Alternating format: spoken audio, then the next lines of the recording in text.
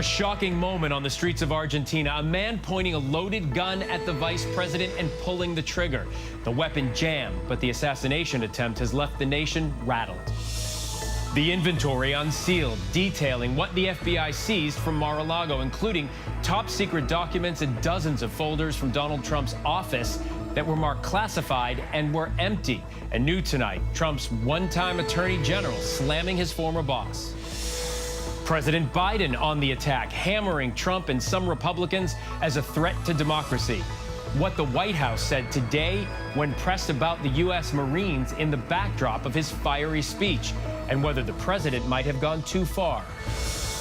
The major COVID-19 headline is the CDC gives the green light to new booster shots that help fight against Omicron and its subvariants. But what happens when the virus mutates again? The specter of war as Taiwan's military shoots down a Chinese civilian drone in their airspace. And tensions mount following a visit by House Speaker Nancy Pelosi. Bob Woodruff is in Taiwan with an exclusive interview with Taiwan's foreign minister. How worried are you about a possible ultimate attack from China? For Taiwanese decision makers, we have to be very concerned. We have to be very realistic that China may use military force against Taiwan. What war with China could mean for the rest of the world. Jane Fonda revealing her cancer fight, the message the 84-year-old actress shared with her fans. And Friday Night Lights, how high school football in Texas is helping the community in Uvalde heal after the mass shooting at Robb Elementary. What you came out here and did tonight, I love you like you're my own children. You understand that? I could not be more proud of a group. 1, 2, 3, family! And good evening, everyone. I'm Phil Lipoff in for Lindsay Davis. Thanks so much for streaming with us. We are tracking a fast-moving inferno in California. We'll have more on that in just a moment with houses in danger. But tonight, we begin with new revelations about what the FBI seized from Mar-A-Lago as federal prosecutors and the former president's attorneys clash in court. A federal judge unsealing the item-by-item inventory, which lists newspaper clippings and photographs, but also includes top-secret documents and dozens of folders recovered from Trump's office that were marked classified but were empty. Trump has publicly slammed the investigation and wants an independent special master appointed, a request the judge has yet to rule on. But tonight, a blistering rebuke from his former Attorney General, Bill Barr, one-time loyal ally, now defending the government's efforts to retrieve all that sensitive information. And President Biden sharpening his attacks, calling Trump a threat to, quote, the very foundations of our republic during a primetime speech in Philadelphia last night. Trump is scheduled to hold a rally tomorrow in Pennsylvania. ABC News Chief Justice Correspondent Pierre Thomas leads us off. Tonight, a newly unsealed inventory from the search at Mar-A-Lago is giving the most detailed look yet at the trove of government records seized by the FBI. More than 11,000 documents in all, including 48 empty folders marked classified and 42 empty folders labeled Returned to Staff Secretary Military Aid, found in Donald Trump's office and the storage closet. It's unclear whether the contents of those folders are missing or misplaced, but it raises serious questions about how they were being stored. ABC News has learned investigators are concerned that classified documents may have been taken beyond Mar-A-Lago, and officials concerned about the way the materials were stored. That inventory indicating that top-secret material was found in boxes mixed with personal items like clothing and magazines. Today, Bill Barr, Donald Trump's once loyal attorney general, asked by Fox News if there was any legitimate reason the former president would have such classified material. No, I can't think of a legitimate reason. And as far as the FBI's unprecedented raid? Well, it's also unprecedented for a president to take all this classified information and put him in a country club. How long is the government going to try to get that back? You know, they jawbone for a year. They were deceived on the voluntary actions taken. They then went and got a subpoena. They were deceived on that, they feel. And the facts are starting to show that they were being jerked around. Today's release comes as a federal judge now weighs whether to appoint an independent party or special master to help resolve disputes about the documents. It certainly seems that this judge is inclined to impose a special master in some form in this case. And we know from the hearing that there would be a way to adopt a special master process and proceeding that would have minimal disruptive impact in the investigation. And Pierre Thomas joins us now. Pierre, you're getting word that this investigation is still moving forward, even intensifying. Phil, investigators are still interviewing witnesses, going through documents, and trying to figure out who had access to them. There's still a sense of urgency about this entire case, Phil. And Pierre, today, 2 Trump White House lawyers testified before a federal grand jury investigating the January 6th attack. What's the latest there? Well, we had the former White House counsel, Pat Cipollone, testifying today. He was in there roughly 2 hours or more. That's a sign that that January 6th criminal investigation is still very much underway. So President Trump is facing legal troubles on multiple fronts. All right, Pierre Thomas, thank you.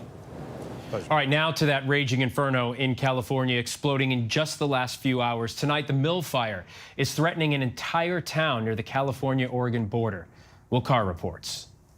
Tonight, the Mill Fire is raging in Northern California. The entire town of Weed near the Oregon border told to get out immediately. The fire moving fast. I see multiple homes on fire in Lincoln Heights. There's approximately 200 homes in the line of the fire's direction. The fire will make a run on Lake Shastina subdivision. We're going to need evacuations in both Lincoln Heights, Carrick Addition, and Lake Shastina, and I'd send every engine we have. The entire West Coast in the throes of a prolonged heat wave. Perfect conditions for fires. The route fire north of Los Angeles resulting in several heat-related firefighter injuries Wednesday. We were able to get them off the fire line, get them hydrated, and then out of an abundance of caution, get them to the emergency room. And Phil, tonight we know structures have burned. There are red flag warnings through the night, and the drought has led to bone-dry fuels. Phil. Our thanks to Will for that. And fire danger will remain high all weekend with extreme heat from California to Montana. Several states have hit 100 degrees or higher, and we are keeping a close eye on the first hurricane of the season in the Atlantic. Let's get right to ABC senior meteorologist Rob Marciano, who is tracking it all for us. Rob. Hey, Phil, let's start with this excessive heat and long-duration heat wave in the West. You alluded to it. We saw another record fall today in Salt Lake City, had one yesterday. This on the heels of their warmest summer on record. And the next couple of days are not going to be very pleasant as far as heat is concerned. Look at the excessive heat warnings that are stretched from Southern California all the way through the northern part of the state, and then red flag warnings in parts of the Northwest. We now have critical fire danger for the next 2 days in Northern California and parts of Nevada. And look at Sacramento and Palm Springs. Sunday and Monday are going to be even warmer, and we're looking at heat concerns there and also fire concerns come Sunday and Monday. So we round out this Labor Day holiday on a very dangerous note in California. All right, here's our first Atlantic hurricane of the season. Can you believe that? Only in September have we seen our first hurricane. This one, not going to bother anybody. It's a Category 1. Danielle is between the Bermuda and the Azores. It'll drift into colder waters and dissipate. But now that we are in September, Phil, as you know, this is prime time for hurricanes, so we're not done yet. No, absolutely. Rob, thanks so much. To the pandemic now, and a new tool health officials hope will prevent a fall surge. The CDC has signed off on new boosters targeting specific strains of Omicron. So when will the shots be available? Here's ABC's Ariel Reshef.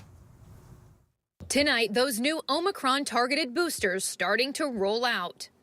I got my COVID vaccine in my left arm, and I got my flu vaccine in my right arm, so I'm all set for the fall. A few thousand locations across the country are offering the retooled Pfizer and Moderna shots designed to take on the BA4 and BA5 subvariants. The supply set to ramp up at tens of thousands of pharmacies, community health centers, and doctors' offices in the coming weeks. The new booster is the only authorized booster now that will be available. So anyone that had an appointment for that old booster will be rescheduled. The new Pfizer booster is cleared for anyone over 12 and Moderna's for anyone over 18, 2 months out from their last shot. There's no magic number when it comes to thinking about the spacing for the next booster. 2 months is the minimum, and it's especially important for those that are high risk to make sure that they get that protection ahead of any possible fall surge. And let's get right to Ariel Reshef. Ariel, health officials are also warning we may be facing a tough flu season ahead, too.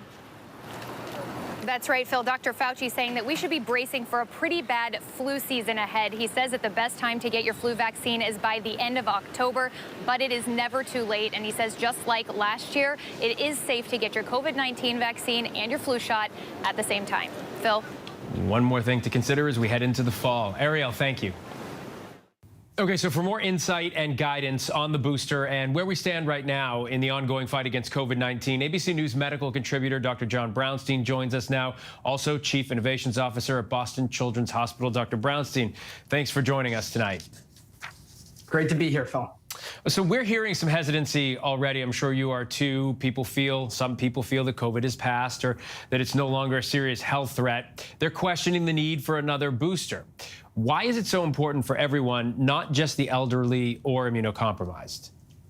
You know, this is the same story repeating itself over and over again. We're out of a surge. Now we're in sort of this period of time where there's maybe a new variant around the corner. We just don't know. And we have a hard time predicting where this pandemic will go. I think with certainty, we know we will have a surge in the coming months.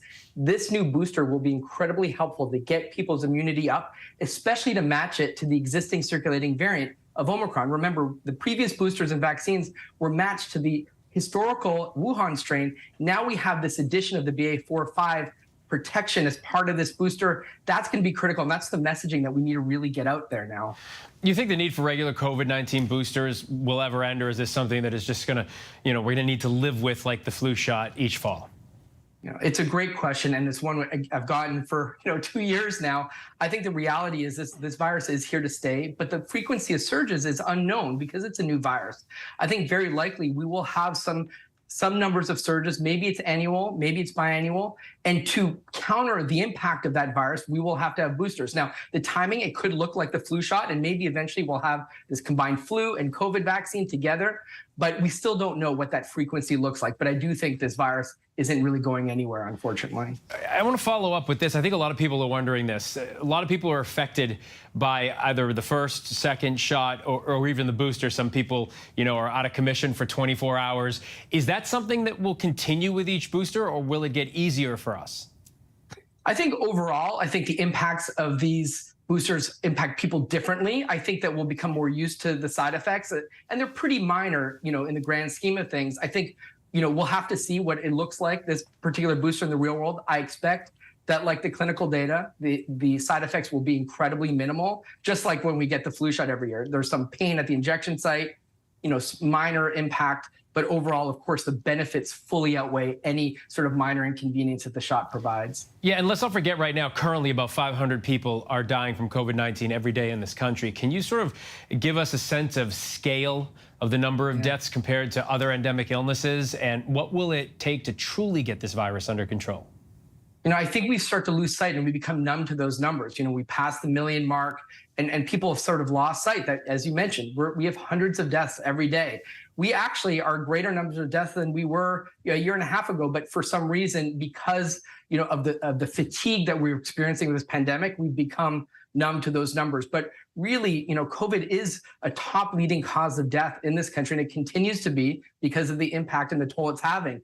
Of course, it's having that impact in vulnerable communities, minority communities, underinsured, rural. So sometimes we lose sight of the broader picture of where this virus is spreading and who it's impacting, but it's still considered to be a real threat. And that's why we're worried about, a fall surge, because that could lead to so many unnecessary deaths. And we continue to see hurdles as well. Speaking of getting this under control, funding for COVID testing in Congress has dried up. That means free home test kits that people have been relying on won't be sent out anymore, and schools and other public institutions are no longer testing.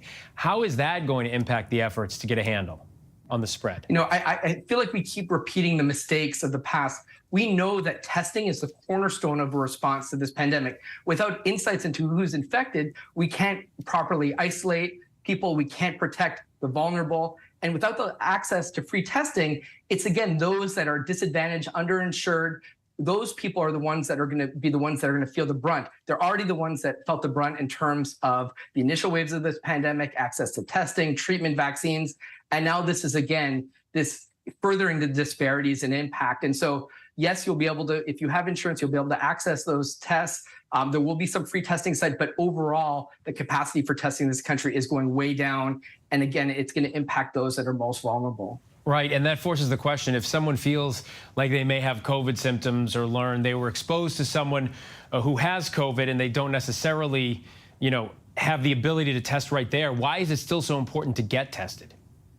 Well, testing can help influence your behaviors. Clearly, if you don't know if you're infected, you will likely not change your behavior. So having that test is a very critical tool to making a decision. Now, of course, if you are fully vaccinated, the outcomes are totally different. But at the same time, you create a risk for other people when you're infected. And without knowing that test result, you could create risk for your household contacts, people in the community. And so testing, is key. And it's going to be a key as we enter into this new wave that we will likely experience. And without the access to those free tests, many people will just continue to live on. And unfortunately, that will unnecessarily create additional cases and then hospitalizations and deaths. Yeah, and the conversation will continue. Dr. John Brownstein, thank you so much. Thanks so much, Phil. Now to President Biden turning up the heat on the midterm elections, just over 2 months away now. In a sharply worded address, the president took direct aim at former President Trump and what he is calling MAGA Republicans, condemning the January 6th insurrection and political violence and arguing our democracy is at risk. So what's the fallout from the speech? ABC's Rachel Scott at the White House. Tonight, President Biden defending his political speech in Philadelphia, where he said former President Donald Trump and what he called MAGA Republicans represented a threat to American democracy. Do you consider all Trump supporters to be a threat to the country? I don't consider any Trump supporters a threat to the country. I do think anyone who calls for the use of violence fails to condemn violence when it's used, refuses to acknowledge when an election has been won, insists upon changing the way in which the rules you count votes. That is a threat to democracy. Outside of Independence Hall on Thursday, the president appeared on stage, illuminated in red and blue, flanked by 2 Marines. Biden taking his predecessor on by name and referencing MAGA Republicans more than a dozen times. Too much of what's happening in our country today is not normal. Donald Trump and the MAGA Republicans represent an extremism that threatens the very foundations of our republic. The president framing the midterms as a referendum on Trump. MAGA forces are determined to take this country backwards. They promote authoritarian leaders and they fan the flames of political violence. But Republicans today accuse Biden, who campaigned on unity, of trying to divide the country. It was one of the most unbelievable things I've seen in a long time. It's unthinkable that he would be so condescending and criticize half of America. And Rachel Scott joins us from the White House. Now, Rachel, how is the White House addressing the criticism regarding those Marines seen standing behind the president at last night's speech? Well, Phil, critics are continuing to point out how unusual it is to see a president deliver a speech of that nature with uniformed Marines standing behind him. But the White House says there is nothing abnormal about this. They say that the presence of those Marines was intended to show that the president has a deep respect for the military, Phil. All right, Rachel Scott, thank you. Overseas now, Ukrainian forces are unleashing a fierce counteroffensive to try to reclaim territory in the south. This is the White House is asking Congress for more than $13 billion in additional military aid to help in the fight. ABC's Tom Sufi-Burridge in Ukraine tonight.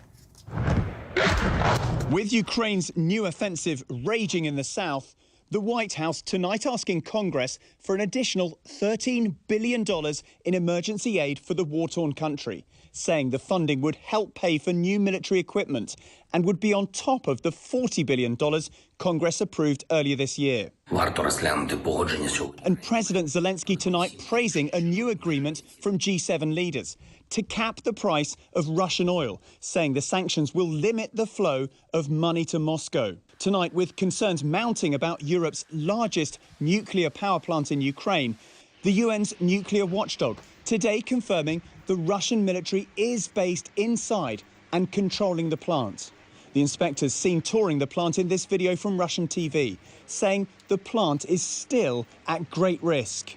I was able to see impact holes. The physical integrity of the facility has been violated. See how heavy it is? We met the brave Ukrainians training for a disaster. You have air for how long? 30 minutes. This team tasked with monitoring radiation levels in the event of a nuclear leak. Most people will be trying to get out of this area. You guys are going to be staying? Yes, this is our job, and we stay to the end. Two of the inspectors will now be permanently based inside that nuclear plant. The UN's nuclear watchdog saying it will publish a full report into the safety of the plant next week. Phil? Tom Sophie Burridge in Ukraine for us tonight. Thank you. Back here at home, it's a mad dash to soak up the last little bit of summer. Record Labor Day travel expected over the long holiday weekend. Levels not seen really since before the pandemic. If you're flying tomorrow, expect to see airports packed as well. Here's ABC's transportation correspondent Gio Benitez.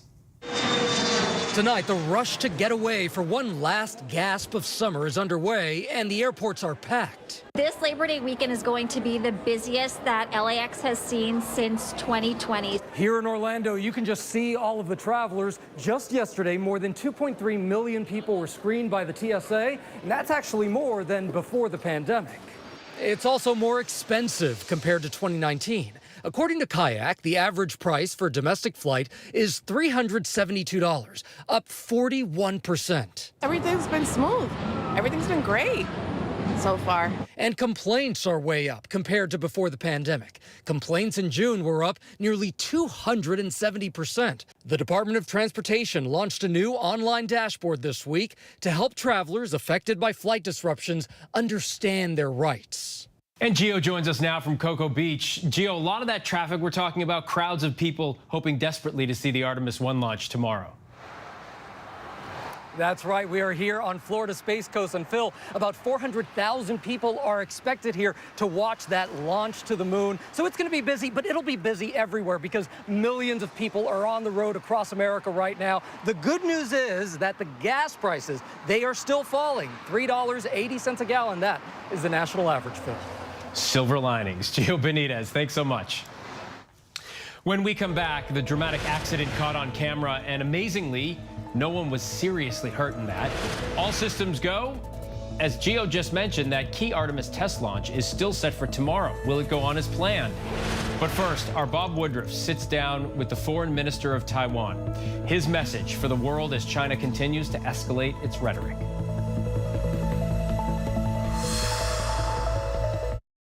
This is ABC News Live. The crush of families here in Poland. At refugee centers in Putin's Russia. On the ground in Ukraine. Close to the front line. Here at the White House. Destructive Cat 4 storm. Here along I-5. Boston is in the bullseye. Let's go. We made it. ABC News Live, America's #1 streaming news. Anytime, anywhere. Streaming 24/7, straight to you for free. Thank you for making ABC News Live America's #1 streaming news. Bring them on. If only there was a place in the morning to start my day. With a smile, somewhere to help me get in the know. A place as spectacular as, well, me. I think we might know a place, right, guys? Bring your friends. Oh, wait, there is. Good morning, America. GMA, 7A, every day. Boom, boom, boom. Good morning, Michael. Good morning, Robin. Good morning, America. How are you? Boom. Now that's how you start your day, people. All right, here we go. You ready? Let's do it. Yes, it's the show America wants and America needs right now. This is What Would You Do? Let's go. How are you? Yeah. So what will you be watching Saturdays on ABC News Live? What would you do? Hey, I guess I just found out. The What Would You Do Marathon, 12 to 6 Eastern, every Saturday on ABC News Live. My favorite show. As of today, in a big way, we have inaugurated abcnews.com. A lot has changed in our world since Peter made that announcement. But what hasn't changed is the commitment to groundbreaking reporting and innovation at abcnews.com. And here's to everything ahead. This is ABC News Live Prime. Thanks so much for streaming with us. Live reporting, breaking news, exclusives, award-winning, powerful, eye-opening. ABC News Live Prime with Lindsay Davis, streaming weeknights. Right now, with so much at stake, Sunday mornings, this is the place. Taking on the tough questions with straightforward reporting. Thank you for making ABC's This Week with George the #1 Sunday morning news show versus the competition. Welcome to This Week. With so much at stake, so much on the line, more Americans turn here than any other newscast. ABC News World News Tonight with David Muir, America's #1 most watched newscast across all of television. It was an extraordinary story. A computer salesman was supposed to report to prison to begin a 17-year sentence. They let him turn himself into jail with no escort. No one thought he would run. How do you evade capture for 25 years? How do you do that? Now, join the search, following the U.S. Marshals as they uncover new leads in a global manhunt. Can you help catch this fugitive? Have you seen this man? Have you seen this man? Have you seen this man? Listen and join the all-new hunt wherever you get your podcast. Welcome back. Tonight, an investigation is underway in Texas after this dramatic collision between a train and a truck. The train, unable to stop, slamming into the truck, which was stuck on the tracks. The driver of that truck got out before the crash and was not hurt. The train's crew also unharmed. Now to Taiwan and the growing concerns there about China's increased aggression toward the self-governing island, which Beijing claims is its territory. This week, for the first time, Taiwan's military shot down a Chinese civilian drone they believe was purposely flown into their airspace. ABC's Bob Woodruff is there and has this exclusive interview with Taiwan's Minister of Foreign Affairs. What do you know about where that drone came from and how it is that you found it and warned about it? The drones apparently came from the mainland side, and we have been facing challenges from the Chinese side, either on cognitive warfare or disinformation campaign or cyber attacks. But this was the very first time you had to take a drone down, is that correct? That's right, because the public discussion over the first few days, when we seem to be defenseless against the drones coming to our outer islands, it's propelled the government decision makers to take action. Was this the PLA? We are not quite sure. And in China, you know, the military and the civilians, they have joined ventures together in all sorts of things. But you fired a warning. That's right, flare. That's right, we fire flare as warning shot to it. If it's not going away, then we fire real shots. Has it gotten the worst in years, if not ever? It's getting worse.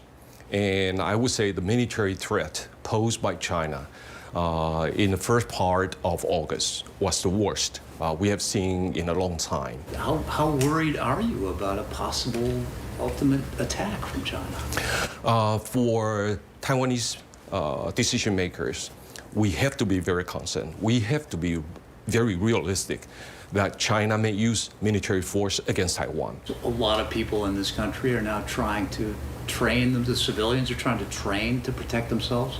It's in growing numbers. We see small organizations, they receive this kinds of training, and I think this is going to be very useful for our eventual fight to protect ourselves. Did you expect this to happen, or do you think it was because that the House Speaker of the United States, Nancy Pelosi, came here? China has been threatening Taiwan for years. And if you look at the trajectory of their threat against Taiwan, it's been increasing tremendously in the last few years. So even without Nancy Pelosi's visit to Taiwan, there's bound to be something else that China can pick up as an excuse. This is an issue that has actually brought both the Republicans and the Democrats together in our country. That's not easy. Do you want more of these delegates? We understand some practical limits for friends to be able to come to Taiwan. But the Chinese military exercises around Taiwan in the first part of August have encouraged more international leaders to look at Taiwan and say that we want to show support. So after Speaker Pelosi's visit to Taiwan, there's so many people who have registered to us that they want to come to Taiwan. Since China's President Xi Jinping came to power, he has cracked down on freedoms within his own country, from Tibet to Xinjiang, where a UN report released this week said there may have been crimes against humanity committed. Now even Hong Kong, where protesters or critics have been silenced or imprisoned. Taiwanese fear that they could be next. China is moving on to Taiwan, and this is the time the world needs to unite and stop China from doing so. Without stopping China, I can tell you that China is not going to stop at Taiwan. Minister Wu says that when Vladimir Putin successfully invaded Crimea in 2014, that gave him the confidence to eventually attack Ukraine next. And he argues Taiwan's allies should keep Xi Jinping from doing the same. This is a concern on my part, and I'm not the only one who are concerned with this phenomenon that China is on the move of expansionism. What do you think ultimately would happen to the economy in Asia and in the rest of the world if there is a war here? It's going to be much worse than the war in Ukraine. You know, after the war happened in Ukraine, you saw the fuel prices, the food insecurity, and all these matters that European countries or a lot of other countries are concerned about. But if there's going to be a war against Taiwan conducted by China, I think the impact is going to be even more serious upon the rest of the world. As I said a little bit earlier, you know, Taiwan produced more than 60% of semiconductor chips OEM, and more than 90% of the very high-end semiconductor chips. And if Taiwan is attacked, you can imagine the kinds of effect it will have on the rest of the world. What about you personally? How afraid are you? How concerned are you? How concerned are your kids? Let me put it this way. I'm concerned, but we are here. This is our homeland. This is our country. This is our sovereignty. This is our democratic way of life. If it has to happen, we are here to protect ourselves. And it's the same with my son, with my family members. Our thanks to Bob Woodruff for that exclusive interview. Still ahead here on Prime, why now is the right time to buy the deals you don't want to miss this Labor Day. Mission accomplished. Those 4,000 beagles are now all safe and sound tonight. And a look at the pride of Puerto Rico, Bad Bunny's record-breaking summer by the numbers. But first, our tweet of the day, a glittering gathering of stars, the latest stunning image from the Hubble telescope showing a globular cluster roughly 23,000 light years away.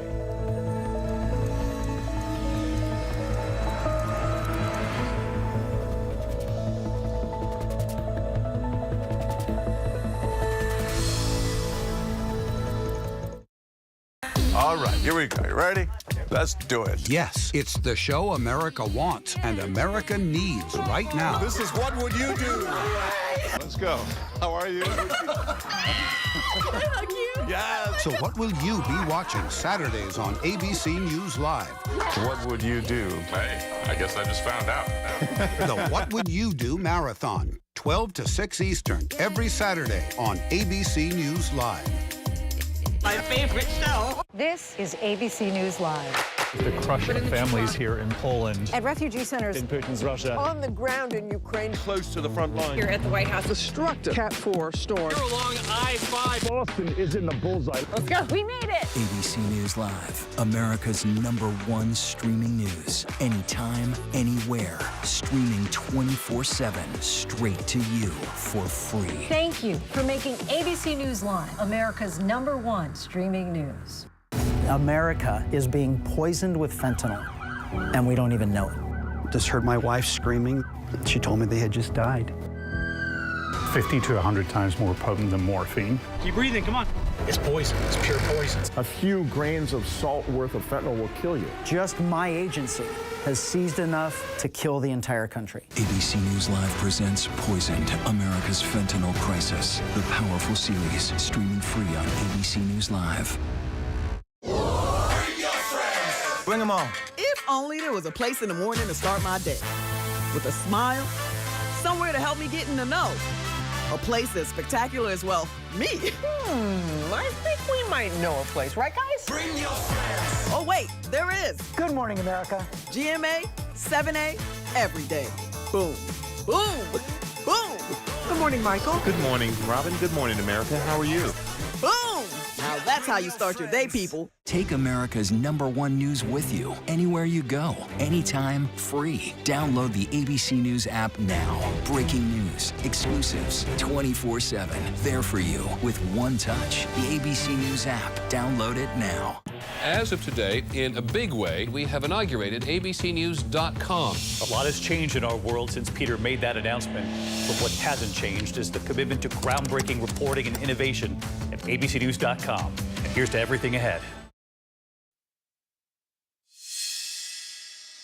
Welcome back. As we get ready to enjoy the last stretch of summer, we would be remiss to do so without acknowledging the artist of the summer, Benito Antonio Martinez Ocasio, better known as Bad Bunny. We're going to take a look at his record-breaking Summer by the Numbers.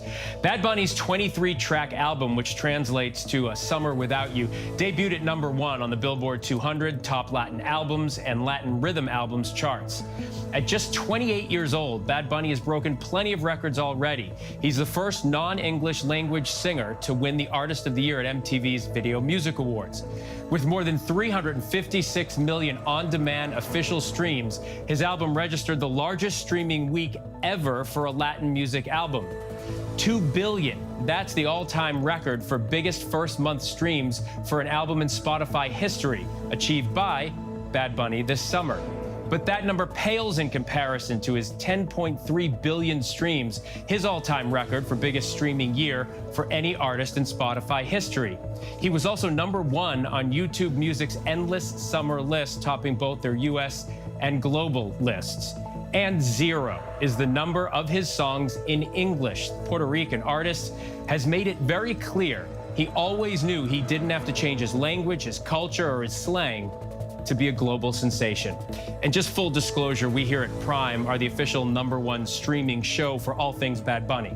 We love it. And we still have a lot to get to here on Prime. The police officer who helped a woman deliver a baby at a gas station. The breaking news involving Jane Fonda, the actress revealing her battle with cancer. And Friday Night Lights in Uvalde, Texas. A high school football team playing its first home game since the school shooting at Robb Elementary. But first, a look at our top trending stories on abcnews.com.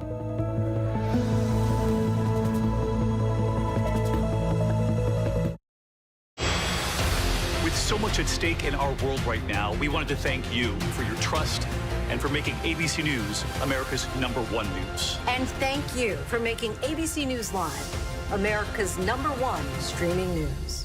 Now streaming on ABC News Live 2020. True crime, cinematic, real-life drama, stunning, the unthinkable. Follow the clues. The Hunt. True crime 2020. Now streaming on ABC News Live. National parks are incredibly safe places. A crime will happen. My wife had fallen. She's in really critical condition. At that time, I thought it was just a tragic accident. There's still a lot of questions we need to ask. There were small things that didn't totally add up. This is 2 lives for Harold that have died now. I was shocked. Something's not right.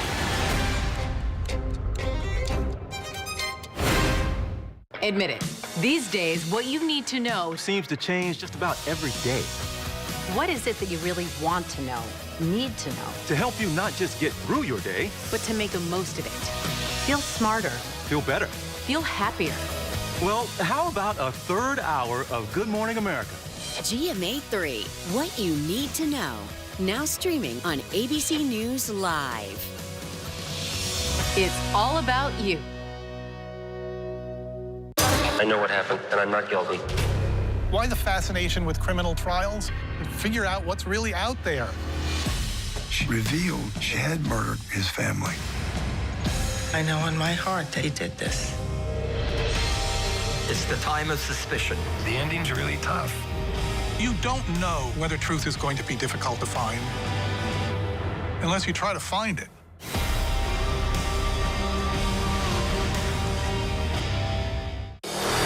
America's #1 news, ABC News. Most watched, most trusted, and streaming live to you anytime, anywhere, and free. This is ABC News Live, America's #1 streaming news. Free to you 24/7. Watch America's #1 news whenever you want it, wherever you are, anytime. ABC News Live, streaming live and free on all platforms.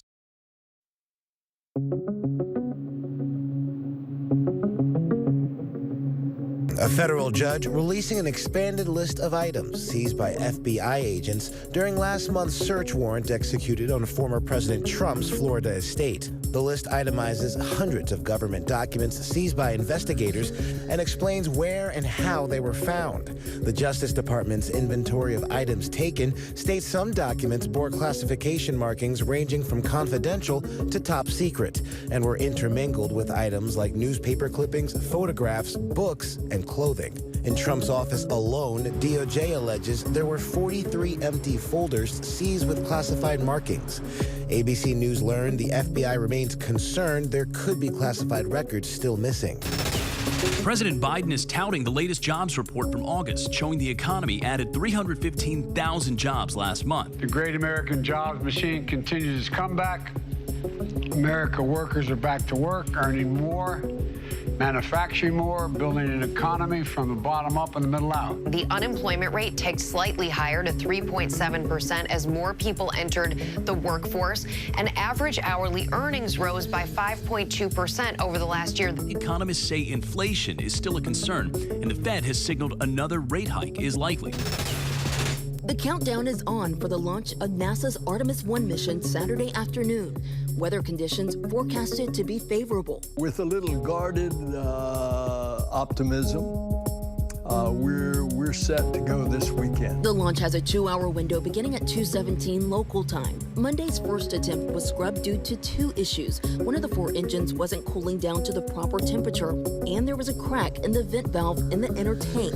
Engineers have since repaired that crack and determined that the sensor on the engine was not working properly. NASA is using a Space Launch System, or SLS rocket, to send the uncrewed Orion space capsule on a 37-day mission to orbit the moon. It's all a part of NASA's Artemis program, which aims to establish a human presence on the moon by the end of this decade. University presidents who oversee the college football playoffs have approved expanding the tournament to 12 teams. The Board of Managers voted to move on from the current 4-team format, which has been in place since the playoffs' inception. The new system would include the 6 highest-rated conference champions and 6 at-large teams. The 4 highest-ranking conference champs would receive first-round byes, with the other 8 teams fighting to advance in that opening round. The 12-team format is set to begin in 2026, though the board has expressed hope that it could be implemented as soon as 2024. Are you having a baby? Yeah, she is. Oh my gosh. Dramatic body camera footage showing LAPD officers going above and beyond the call, helping a woman give birth at a gas station. Officers received a radio call and found the woman on the ground near the ice machine. Despite calling for medical assistance, they had to act fast, helping the mother give birth before she was taken to the hospital. Both mom and baby reportedly doing well, thanks to that quick work. Knowing that I was able to contribute in bringing a life to this world, I mean, that alone is like incredible. The Humane Society is declaring mission accomplished after rescuing nearly 4,000 beagles from a Virginia breeding facility. A recent lawsuit claimed that facility was breeding beagles to be sold for animal experimentation. Once that became public, the rescue mission began. The Humane Society just removed the last group of 312 of those 4,000 dogs, which will go to new homes around the country. And how cute is this? As these 18 puppies wait for new homes in Florida, they're already enjoying their new lives. They had spent their entire lives up to this point in cages. Now, for the first time, they get to experience the joy of playing outside. She is an American treasure whose career spans more than 6 decades, and now at the age of 84, Jane Fonda is taking on her toughest battle, a cancer diagnosis. The actor breaking the news to her fans on Instagram, along with a message, which she feels Americans really need to be paying attention to. Elwin Lopez with the details. Tonight, Jane Fonda opening up about her cancer diagnosis. The 84-year-old 2-time Academy Award winner and 7-time nominee writing, "I've been diagnosed with non-Hodgkin's lymphoma and have started chemo treatments. This is a very treatable cancer. 80% of people survive, so I feel very lucky. Fonda recently speaking with Lily Tomlin to our Chris Connolly about the end of their Netflix series, Grace and Frankie. Well, I mean, we got very close. She cracks me up all the time, and she's easily crashable. The 9 to 5 star having previously battled breast cancer in 2010, adding, "Cancer is a teacher, and I'm paying attention to the lessons it holds for me." The famously political actress, once known as Hanoi Jane for her stance on the Vietnam War, now a climate activist, not shying away from politics in her post, saying, "You can count on me to be right there together with you as we grow our army of climate champions."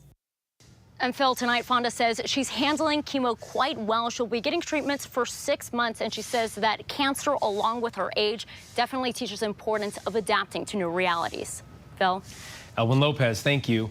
A California judge has thrown out manslaughter charges against the captain of a dive boat where 34 people died in 2019. Today is the 3rd anniversary of that horrible tragedy, one of the worst in modern U.S. maritime history.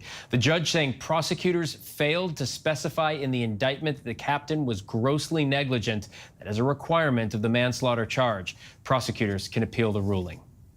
Next tonight, the chilling apparent assassination attempt now seen around the world. A suspect pushed through a crowd, pointing a gun inches away from the face of Argentina's vice president, but the gun failed to fire. Here's ABC's foreign correspondent, James Longman. Tonight, a shocking assassination attempt. This is Argentine Vice President Cristina Fernández de Kirchner. Watch as she greets supporters just outside her home. A handgun is thrust just inches from her face. You can hear a click as the gun fails to fire. De Kirchner, a veteran of Argentine politics, seems confused, then ducks to the ground. Seconds later, her security detail realizes what has happened and rushes across the street. The suspect, 35-year-old Brazilian man Fernando Sapag Montiel, now in custody. One witness describing his demeanor, saying, "I was amazed at how calm his face was. He was cross-legged and playing with his hands." Officials say the gun was loaded with 5 bullets. Tonight, video showing authorities searching the alleged gunman's home. Thousands gathering today in Buenos Aires to show their support for de Kirchner. She's a controversial figure in Argentine politics, fighting corruption charges but denying the allegations. Our thanks to James Longman tonight. We are tracking several other headlines around the world right now. Drone video from northern Mexico captured the devastation from floodwaters unleashed by the swollen Sabinas River. Rising water levels from the Sabinas has forced families to evacuate their homes. No deaths, though, have been reported from the floods. This Sunday, Chileans will head to the polls to vote for the approval or rejection of that country's new Bill of Rights. The latest polls show that the majority of the Chileans are leaning toward rejecting the draft, but if approved, the new constitution, written by a democratically elected constitutional assembly, will become one of the most progressive in the world, putting a strong emphasis on access to health care and education, indigenous rights, protection of the environment, gender equality, and sexual diversity.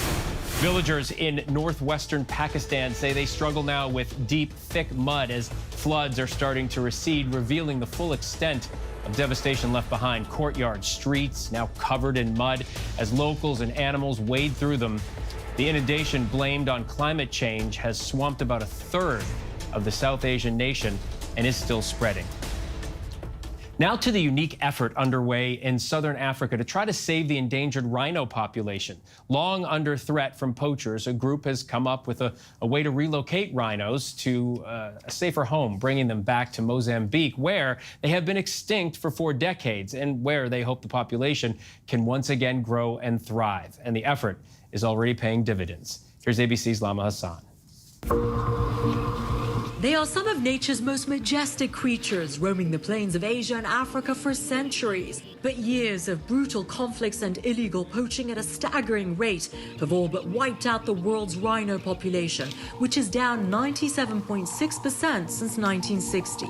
Every 12 hours, one rhino is poached for their prized horns, a symbol of status for some. Watch out, watch out, watch out, watch. That's why the work by the Peace Parks Foundation is so critical in protecting the species. That's a good shot. The men holding the guns in Limpopo province in South Africa aren't here to hurt the rhinos, they're here to save them. For the first time, the group is translocating 19 white rhinos from South Africa to their new home in Zinave National Park in Mozambique, in the hopes of building up a new rhino population in a safer space. The rhinos are shot with a tranquilizer, then hauled into these large containers to take them to their new home in Mozambique. We all know what the situation is with rhino security. So we've got an armed convoy that travels with us to make sure that we get safely to the border post, and then in Mozambique side, they've got another armed convoy taking over from us. They then make the arduous journey by truck alongside an anti-poaching unit. Anti-poaching units, unfortunately, these days have become almost paramilitary. They need to have the same kind of discipline as a soldier has. Once they've arrived, the rhinos are released into this sanctuary in Mozambique, built with maximum security to ward off poachers. 72 highly trained rangers deployed to guard the rhinos. 20 more guards on patrol for first-line detection of incursions. A rapid response unit ready to go from the air. We have to start thinking about stuff that we haven't done to date, because what we've done to date hasn't worked as well as we hoped. This project so far has been hailed as a success, and the goal is over the next 2 to 3 years, they'll be able to move more than 40 rhinos to the park, with the hope of creating a thriving rhino population in the next decade. And it's already taking shape. The first healthy female rhino calf was born in Zinave National Park. We need to get more populations breeding in safe areas all over Africa. And that's what we're trying to achieve with this project. Our thanks to Lama Hassan. So when the summer winds down, people begin to think naturally about Halloween, but maybe you need to think a little bit further out than that. Actually, time to take advantage of some shopping deals. Here to give us the why and where you can find these awesome deals is our friend and shopping smart expert, Trey Baj from TrueTrade.com. Trey, good to see you. Thanks for having me. All right, you aren't even letting us focus on Labor Day deals. You're taking us all the way to the holidays. But first, I want to ask you about something a little bit more serious that affects everybody. Where do things stand with the global supply chain issues? So I'm just the messenger. I don't want to start holiday shopping either. But what's happening with the supply chain issue is interesting. So you've probably heard about many supply chain issues globally throughout the pandemic. And what was happening is that retailers were ordering things that they thought consumers wanted, and then it took a really long time for those items to arrive. And now those items are arriving and retailers are scrambling to try to figure out where to put them all. And so what's happening is that while we have those typical sales like Labor Day sales coming up, of course, we have other things on sale that are unexpected because retailers are sitting on too much merchandise. So it's a really unusual time in retail. Yeah, and so what is the impact that we will see when we go to our favorite stores and even shop online? Sure. So, inflation is high. It's up over 8% right now. And so that's kind of the starting point. When you go into the store, you're going to notice that many things are more expensive. So it's really important for consumers to wait for sales, look for ways to save, be really creative in that regard. If you're not using deal sites, I would strongly recommend that you do so. Slickdeals.net, who I work with, is one of my favorites because especially if you need something specific, you can set a deal alert for it and they will let you know when that item goes on sale. So in these topsy-turvy times when you don't know when a sale is going to happen, a service like that is very helpful. And then also just be mindful of the credit cards that you use. Make sure that your credit card is giving you points back on those purchases that you're making so you can save every little bit. I know you got some examples for me here. What are some sales that savvy shoppers should be taking advantage of now and in the coming weeks and months? Yeah, so we are, of course, heading into Labor Day, and that's really an exciting time for shopping, as it always has been. And so we will see those very typical Labor Day sale items like your mattresses, large appliances, furniture. And then Labor Day also marks, sadly, the end of the summer, where we will see lots of summer clearance deals like patio furniture, grills, fire pits, and then summer clothing, summer footwear. And then the kind of unexpected things that I mentioned, we are seeing seeing some dips in pricing in toys and electronics, which is nice for shoppers. And it's a good time to take advantage, maybe if you see a sale on, say, a classic toy. I wouldn't say hot toys right now, or laptops and TVs I'm seeing on sale, which is unexpected as well. So look for your classic Labor Day items, and then through Labor Day, moving into the fall, maybe those unexpected categories as well. I don't know if you do this, but at the end of a season, I often think to myself, take advantage of those, end of summer deals. And then I think to myself, well, maybe I don't want to wear that in a year. So buy the basics, right? Stay in by the basics. Let me ask you this. Items folks should hold off on, because you're talking about a lot of the things we should buy now and the advantage of it, but what should we hold off on buying till later on in the year? Yeah, so that's a great point, Phil, about the basics. You don't want to buy something too trendy, because who knows, next summer you may not be into it. So that's great advice there. So for things that I would hold off on, I would hold off on fall clothing. First of all, fall clothing is coming in a little bit late because of these supply chain issues. So you may not even find fall clothing in your favorite stores, and it is not going to be deeply discounted right now. So I would say wait until late October-ish to look for those fall discounts.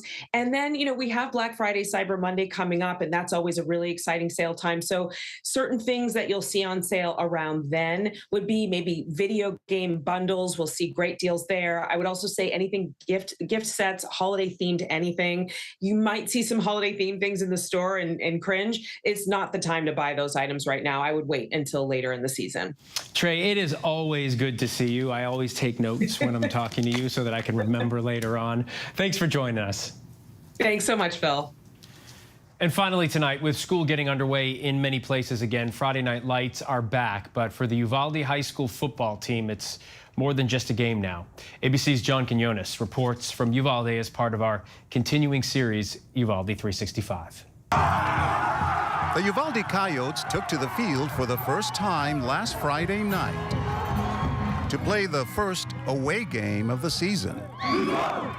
Senior captain Justin Rendon leading his teammates, proudly wearing the number 21 jersey, honoring the 21 lives lost at Robb Elementary. Head coach Wade Miller had an idea. Called some of the seniors over and I said, do we retire it? Do we give it to a senior? What do y'all want to do? And they were unanimous. Oh, that would be awesome. The jersey awarded to a senior who embodies the humble and hardworking spirit of the team and the community. What do you want for this hometown of yours, Uvalde? I just want them to feel joy again. No more sadness, but never forget. The players deriving their strength through football. Just being able to go to strength and conditioning 7-on-7 practices was like a therapy. This year, determined to pay it forward. Great job! Winning that game, scoring 21 points, lifting up an entire community. Their proud coach huddling with them after. What you came out here and did tonight, I love you like you're my own children. You understand that? I could not be more proud of a group. 1, 2, 3, family! Scoring 21 points. Our thanks to John Quinones for that. Before we go tonight, the image of the day. Supporters of Argentina's vice president gathered in a public square in Buenos Aires today in a show of solidarity after a man tried to shoot her in the face in an attack that was captured on video, but his gun failed to fire. That's our show for this hour. Stay with ABC News Live for more context and analysis of the day's top stories. I'm Phil Lipoff. Thanks for streaming with us.